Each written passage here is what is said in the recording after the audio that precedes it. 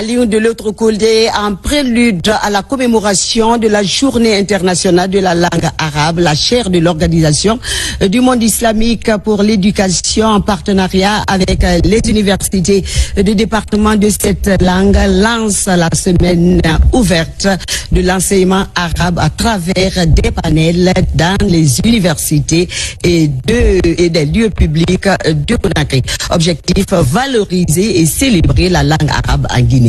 N'est-ce pas, Marwan Kamara? On t'écoute. Après les universités Général Lansana Conté de Symphonia et El Emar de Yimbaya de la commune de Matoto, la semaine internationale de la langue arabe se poursuit également ici au centre islamique de Donka et à l'Université internationale de Guinée de la préfecture du Breka. À travers des conférences et débats, ces promoteurs de la langue arabe comptent développer les valeurs du multilinguisme et la diversité culturelle. Cette fois-ci, il y a une particularité où nous avons voulu faire une certaine ouverture.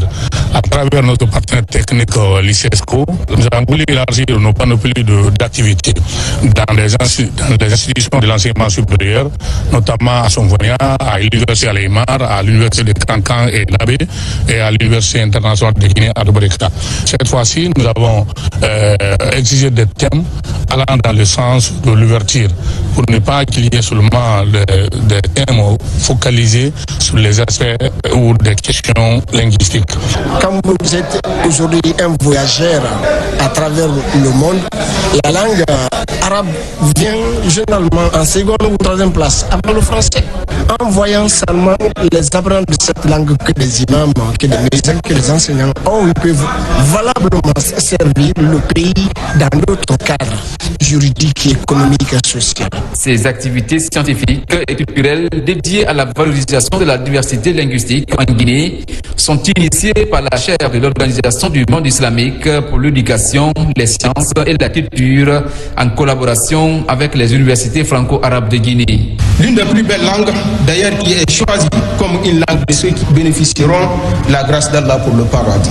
Je ne cesse et je ne cesserai de me poser la question et poser à tous si réellement cette langue, vu sa richesse scientifique et éducative et sociétale, ne mérite pas plus d'une semaine d'être célébrée dans notre pays. Nous sommes là pour exprimer le remerciement et le message du président de la République, chef de l'État, chef suprême des armées, à l'endroit, à l'égard de tous ceux et toutes celles qui contribuent au développement de cette langue. Et nous savons que la langue arabe fait partie des langues internationales reconnues par les Nations Unies.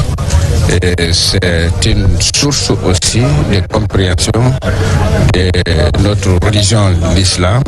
Aujourd'hui, cette langue peut nous aider non seulement à diversifier notre culture, ça peut aussi nous aider à renforcer l'unité nationale, ça peut aussi aider la Guinée à diversifier sa relation et coopération bi- et multilatérale. Ces journées ont été mises à profit par les organisateurs pour informer et sensibiliser sur la civilisation arabe et promouvoir cette culture en Guinée.